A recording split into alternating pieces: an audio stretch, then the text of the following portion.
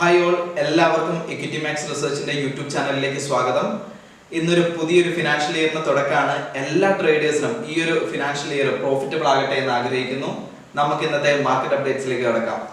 കഴിഞ്ഞ ആഴ്ചത്തെ ഇന്ത്യൻ വിപണി നോക്കുകയാണെങ്കിൽ കഴിഞ്ഞ ട്രേഡിംഗ് ദിവസം, അതായത് 28 മാർച്ച് വെള്ളിയാഴ്ച ഇന്ത്യൻ മാർക്കറ്റ് ക്ലോസ് ചെയ്തിരിക്കുന്നത് ഒരു ഫ്ലാറ്റ് മൂവ്മെന്റിലാണ്. അതായത് നിഫ്റ്റി നോക്കുകയാണെങ്കിൽ 72.60 പോയിന്റ് മൈനസിൽ, അതായത് 0.31% മൈനസിലും, ബാങ്ക് നിഫ്റ്റി നോക്കുകയാണെങ്കിൽ 0.02% മൈനസിലുമാണ് നമുക്ക് ക്ലോസ് ചെയ്തതായിട്ട് നമുക്ക് കാണാൻ പറ്റുന്നത്. അപ്പം നമ്മൾ ആഗോളതലത്തിൽ ഗ്ലോബൽ മാർക്കറ്റിനെ സംബന്ധിച്ചിടത്തോളം നോക്കുകയാണെങ്കിൽ വൻ തോതിലുള്ള ഒരു സെൽ ഓഫ് ആണ് നമുക്ക് മാർക്കറ്റിൽ കാണാൻ സാധിച്ചിരിക്കുന്നത്. ഇതിന് മെയിൻ ആയിട്ടുള്ള ഒരു കാരണം US പ്രസിഡന്റായ ഡൊണാൾഡ് ട്രംപ് ഈ ഓട്ടോമൊബൈൽ സെക്ടറിൽ കൊണ്ടുവന്ന താരിഫ് മൂലമാണ്. താരിഫ് പ്രഖ്യാപനം നടക്കുന്നത് ഏപ്രിൽ 2-ലാണ്. പക്ഷേ ഇതിന്റെ ബേസ് ചെയ്തുകൊണ്ടാണ് ഇപ്പം ആഗോളതലത്തിൽ ഗ്ലോബൽ മാർക്കറ്റിലെല്ലാം ഒരു നെഗറ്റിവിറ്റി പകർന്നത്.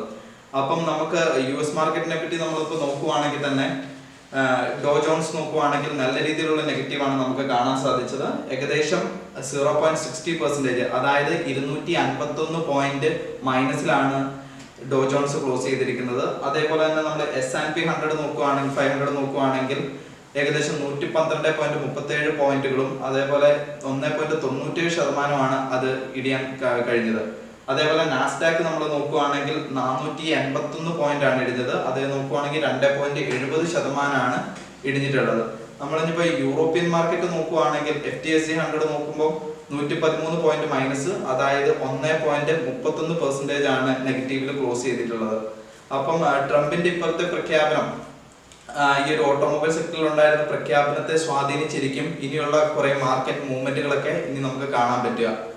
ഇനിയിപ്പോ നമ്മൾ പ്രധാനപ്പെട്ട ഒരു ന്യൂസിലേക്ക് നോക്കുകയാണെങ്കിൽ ഗോൾഡിന്റെ ഒരു മൂവ്മെന്റ് ഒക്കെ നമുക്കൊരു പോസിറ്റീവ്, ഒരു ബുള്ളിഷ്നെസ്സിലാണ് നമുക്ക് കാണാൻ പറ്റുന്നത്.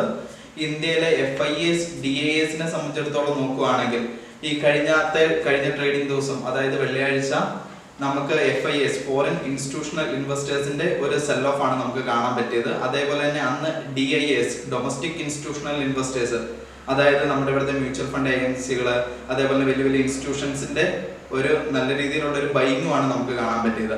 FIS വെള്ളിയാഴ്ച സെല് ചെയ്തപ്പം ഡൊമസ്റ്റിക് ഇൻസ്റ്റിറ്റ്യൂഷണൽ ഇൻവെസ്റ്റേഴ്സ് എന്തായിരുന്നു ആയത്? ഇവര് സെല് ചെയ്തപ്പം നമ്മൾ ബയേഴ്സ് ആയിരിക്കുകയാണ് ചെയ്തത്. അപ്പം ബാക്കിയുള്ള നമ്മൾ കഴിഞ്ഞ ആഴ്ചത്തെ ഒരു ഓവറോൾ ഒരു നമ്മൾ എടുത്തു നോക്കുകയാണെങ്കിൽ തിങ്കൾ മുതൽ വ്യാഴം വരെയുള്ള ദിവസങ്ങളിൽ നമ്മുടെ FIS ഒരു ബയേഴ്സ് ആയിട്ട് മാറുകയായിരുന്നു. അതേപോലെ വെള്ളിയാഴ്ചയാണ് അവർ സെല് ചെയ്യുന്നത്. നേരെ മറിച്ച് നമ്മൾ DISനെ പറ്റി നോക്കുകയാണെങ്കിൽ തിങ്കൾ മുതൽ വ്യാഴം വരെയുള്ള ദിവസങ്ങളിൽ അവർ സെല്ലേഴ്സ് ആവുകയും വെള്ളിയാഴ്ച അവർ ബയേഴ്സ് ആവുകയാണ് ചെയ്തിട്ടുള്ളത്. എന്നാൽ പോലും മാർക്കറ്റ് നല്ല രീതിയിൽ ഒരു ഫ്ലാറ്റ് രീതിയിൽ തന്നെയാണ് ക്ലോസ് ചെയ്തത്. ചെറിയൊരു രീതിയിൽ നെഗറ്റീവിലാണ് ക്ലോസ് ചെയ്തത്. എന്നാൽ പോലും അതൊരു ഫ്ലാറ്റ് ആയിട്ട് തന്നെ നമുക്ക് കാണാൻ പറ്റും. ഇന്നത്തെ പ്രധാനപ്പെട്ട ഒരു വാർത്തയിലേക്ക് നോക്കുകയാണെങ്കിൽ ഇന്ന് 7:30 രാത്രി 7:30 US PMI ഡാറ്റ, അതായത് പർച്ചേസിംഗ് മാനേജേഴ്സ് ഇൻഡെക്സ് എന്ന് പറയുന്ന ഡാറ്റ റിലീസ് ആവുന്നുണ്ട്. അതേപോലെ തന്നെ US ജോബ് ഓപ്പണിംഗും ഇന്ന് 7:30 റിലീസ് ആവുന്നുണ്ട്. അപ്പം ഇതിലൊക്കെ നമുക്കൊരു മാർക്കറ്റിന്റെ ഒരു ഫ്ലക്ച്വേഷനും ചേഞ്ചസ് ഒക്കെ നമുക്ക് ഇതിനകത്ത് കാണാൻ പറ്റും.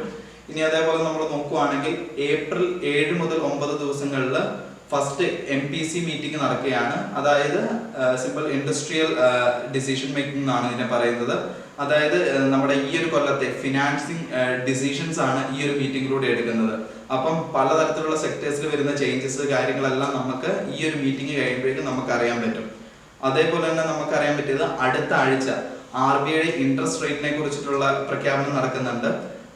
നല്ല രീതിയിലുള്ള ഫിനാൻഷ്യൽ അനലിസ്റ്റുമാരൊക്കെ പറയുന്നത് ഈ ഒരു RBI interest rate cut down ആവുന്നതാണ്. ഇങ്ങനെ കട്ട് വന്നിട്ടുണ്ടെങ്കിൽ ഫിൻനിഫ്റ്റി, ബാങ്ക് നിഫ്റ്റി പോലെയുള്ള ഇൻഡെക്സിൽ നല്ല രീതിയിലുള്ള ഒരു ചേഞ്ചസ്, ഒരു പോസിറ്റീവ് ട്രെൻഡ് നമുക്ക് എക്സ്പെക്ട് ചെയ്യാൻ പറ്റുന്നുണ്ട്.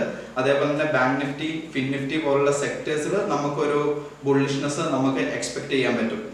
പിന്നെ അതേപോലെ തന്നെ നമുക്ക് ഇന്നത്തെ നമ്മുടെ നിഫ്റ്റിയുടെ മേജർ സോണ് റെസിസ്റ്റൻസ് ഒക്കെ നമുക്കിപ്പോൾ സ്ക്രീനിൽ നോക്കിയാൽ മനസ്സിലാവും.